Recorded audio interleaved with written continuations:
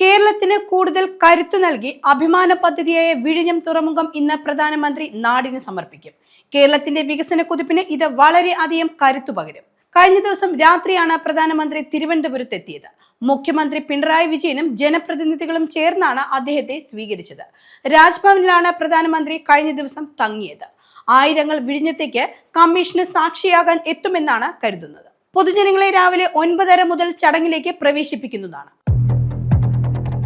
MLA M. Vincent വിഴിഞ്ഞം തുറമുഖത്തെത്തുക ഉമ്മൻചാണ്ടിയുടെ ഖബറടത്തിൽ പ്രാർത്ഥിച്ച ശേഷം. വിഴിഞ്ഞം പദ്ധതിയുടെ ക്രെഡിറ്റുമായി ബന്ധപ്പെട്ട രാഷ്ട്രീയ വിവാദങ്ങൾക്കിടെയാണ് വിൻസെന്റിന്റെ ഈ നീക്കം. തിരുവനന്തപുരത്ത് നിന്നും അദ്ദേഹം പുതുപ്പള്ളിയിലേക്കായിരിക്കും ആദ്യം പോവുക.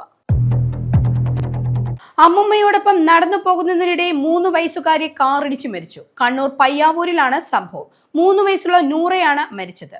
നൂറയുടെ വീടിന് സമീപത്തെ വീട്ടിൽ പോയി മുത്തശ്ശിയോടൊപ്പം നടന്നു പോകുന്നതിനിടെയാണ് അപകടം ഉണ്ടാവുന്നത്. കുട്ടി തൽക്ഷണം തന്നെ മരിക്കുകയായിരുന്നു. മുത്തശ്ശിയുടെ പരിക്ക് സാരമല്ലെന്നാണ് റിപ്പോർട്ടുകൾ. പെരിന്തൽമണ്ണ മണ്ണാർമലയിൽ വീണ്ടും പുലി ഇറങ്ങി. നാട്ടുകാർ സ്ഥാപിച്ച ക്യാമറയിൽ പുലിയുടെ ദൃശ്യങ്ങൾ പതിഞ്ഞിട്ടുണ്ട്. പുലിയുടെ ദൃശ്യങ്ങൾ 1 മാസം മുമ്പും ക്യാമറയിൽ പതിഞ്ഞിട്ടുണ്ട്. പുലിയെ പിടികൂടാൻ വനംവകുപ്പ് കൂട് സ്ഥാപിച്ചെങ്കിലും ഇതുവരെ പിടികൂടാൻ കഴിഞ്ഞിട്ടില്ല. പുലി എത്രയും പെട്ടെന്ന് തന്നെ പിടികൂടി ജനങ്ങളുടെ ഭീതി അവസാനിപ്പിക്കണമെന്നാണ് നാട്ടുകാരുടെ ആവശ്യം. സിനിമാ സീരിയൽ താരം വിഷ്ണുപ്രസാദ് അന്തരിച്ചു. കരൾ രോഗത്തെ തുടർന്ന് കുറച്ചു നാളുകളായി ഗുരുതരാവസ്ഥയിലായിരുന്നു. നടൻ കിഷോർ സത്യയാണ് വിഷ്ണുപ്രസാദിന്റെ മരണവിവരം പുറത്തുവിട്ടത്.